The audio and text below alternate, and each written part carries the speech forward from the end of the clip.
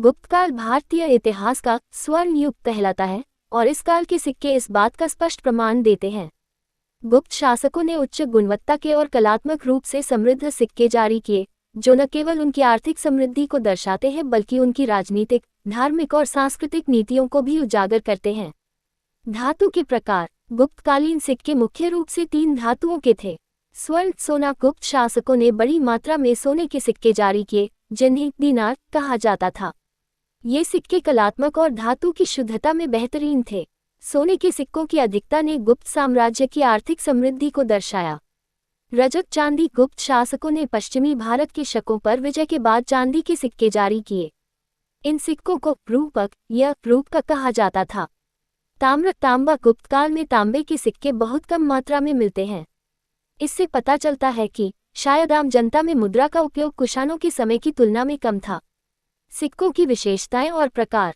गुप्तकालीन सिक्के अपनी कलात्मक गुणवत्ता, जटिल विवरण और प्रतीकात्मकता के लिए जाने जाते हैं।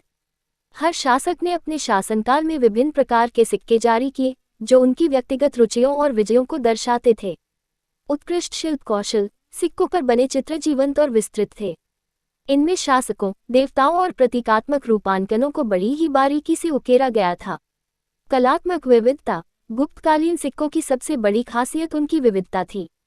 विभिन्न शासकों ने अपनी उपाधियों, युद्ध विजयों और व्यक्तिगत शौक को दर्शाने के लिए अलग अलग प्रकार के सिक्के चलाए।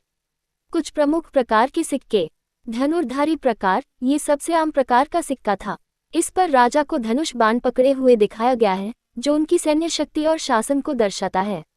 वीणा वादन प्रकार। समुद्रगुप्त द्वारा जारी किए गए इस सिक्के पर उन्हें वीणा बजाते हुए दिखाया गया है। यह उनका संगीत प्रेम और कला के प्रति उनके लगाव को दर्शाता है।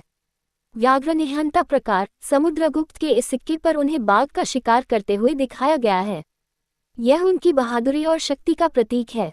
अश्वमेध प्रकार। समुद्रगुप्त और कुमारगुप्त प्रथम ने अश्वमेध यज्ञ करने के बाद इस प्रकार के सिक्के जारी किए। इन पर यज्ञ के घोड़े का चित्र अंकित होता था, जो उनकी साम्राज्यवादी महत्वाकांक्षाओं को दर्शाता है। राजा रानी प्रकार। चंद्रगुप्त प्रथम ने अपनी पत्नी कुमार देवी के साथ इस प्रकार के सिक्के जारी किए। ये रानी के महत्व और उस समय के समाज में महिलाओं की स्थिति को दर्शाता है।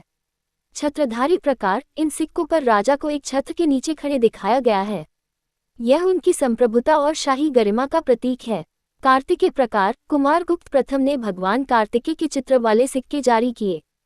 इस पर कार्तिकेय को मयूर मोर पर बैठे हुए दिखाया गया है, जो उनके शैव धर्म के प्रति लगाव को दर्शाता है। सिक्कों पर अंकित चित्र और प्रतीक।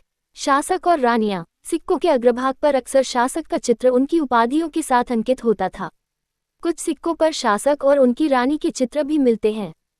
हिंदू देवी देवता। गुप्त शासक वैष्णव और शैव धर्म के अनुयायी थे, इसलिए उनके सिक्कों पर भगवान विष्णु और देवी लक्ष्मी के चित्र मिलते हैं। कुछ सिक्कों पर देवी दुर्गा, सिंहवाहिनी गंगा और भगवान कार्तिकेय मोर पर के चित्र भी अंकित थे। प्रतीक चिन्ह। सिक्कों के पृष्ठभाग पर अक्सर गरुड़ ध्वज के रूप में कमल और अन्य धार्मिक प्रतीक अंकित होते थे, जो गुप्त साम्राज्य के धार्मिक झुकाव को दर्शाते हैं। लेखन। सिक्कों पर संस्कृत भाषा में और ब्राह्मी लिपि में लेख अंकित होते थे, जिनमें शासक की उपाधियां और उपलब्धियां लिखी होती थीं।